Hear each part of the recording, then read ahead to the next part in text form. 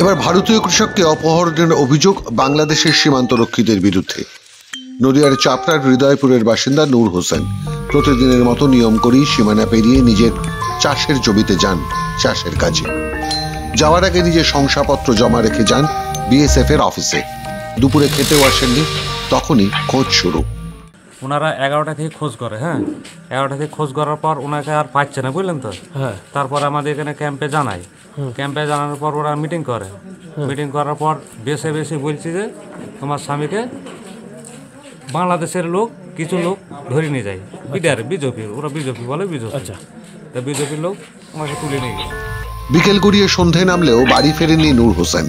এদিকে সীমান্ত লাগোয়া অঞ্চলে প্রত্যেকের মুখে মুখে ছড়িয়ে পড়েছে বাংলাদেশের সীমান্তরক্ষীরা ওই কৃষককে অপহরণ করেছে। সে কথা কানে যেতেই হতবাক হয়ে পড়েন তার পরিবার।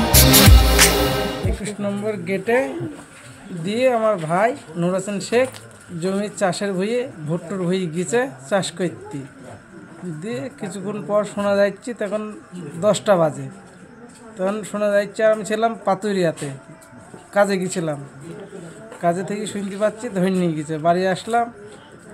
কারা নিয়ে গেছে? বাংলাদেশের লোক?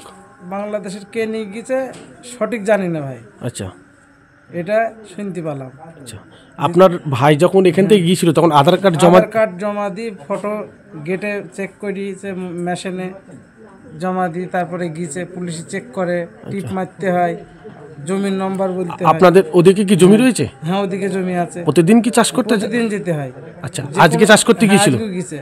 আচ্ছা, যেদিনই যাওয়া হয় ওপিটে ফটো জমা দিতে হয়, টিপ মারতে হয়, জমির নম্বর বলতে হয়, পুরো মেশিন দিয়ে চেক করে শরীর, তারপরে পুলিশই ছাড়ে ওপিটে চাষের জমি নেগি।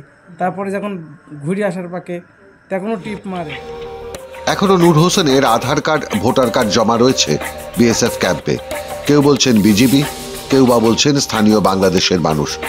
স্থানীয় বিএসএফ ক্যাম্পে জানানোর পর বিজেপির কাউন্টার পার্টির সঙ্গে বৈঠক হয়, যদিও বিজিবি এখন গোটা ঘটনা অস্বীকার করছে। নূর হোসেনের স্ত্রীর অভিযোগ, ইউনূস সরকার আসার পর থেকেই ভারতীয় কৃষকদের ওপর এই অত্যাচার বেড়েছে। আমার এরকম শুরু হয়। নিজের চাষের জমি তো চাষ করার ক্ষমতা নেই, নিজের চাষের জমিতেও চাষ করতে পারে, ঝামেলা করে ওখানকার বেরো রয়েছে। আচ্ছা, পাবলিক এসে, বাংলাদেশের লোক এসে ঝামেলা করে, লোক এসে পাবলিকরা।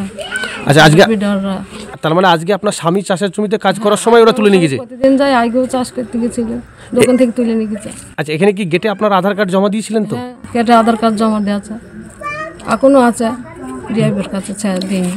আচ্ছা, ওনারা বিএসএফ কিছু বলছে এই বিষয়ে? না, বিএসএফ কিছু এই বিষয়ে বলছে না। আপনারা কি থানাতে বিষয়টা জানিয়েছেন? হ্যাঁ, থানাতে জানিয়েছি। বাংলাদেশে জমানা বদলের পর থেকেই ক্রমশ অশান্ত হচ্ছে পশ্চিমবঙ্গের সীমান্ত।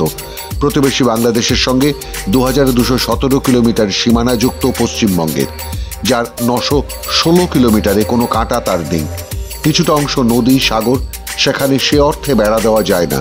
কিন্তু ইউনূস সরকার আসার পর থেকেই এ রাজ্যের সীমানায় একদিকে যেমন অনুপ্রবেশ বাড়ছে, অন্যদিকে সীমান্ত পারের ভারতীয় কৃষকদের ওপর বাংলাদেশিদের আক্রমণ চলছেই। এখন ভারতীয় কৃষকের পরিবার চাইছেন যত দ্রুত সম্ভব ঘরের মানুষ ঘরে ফিরে আসুক, বাংলাদেশের মানুষের সুমতি ফিরুক। মাধ্যম ব্যুরো রিপোর্ট।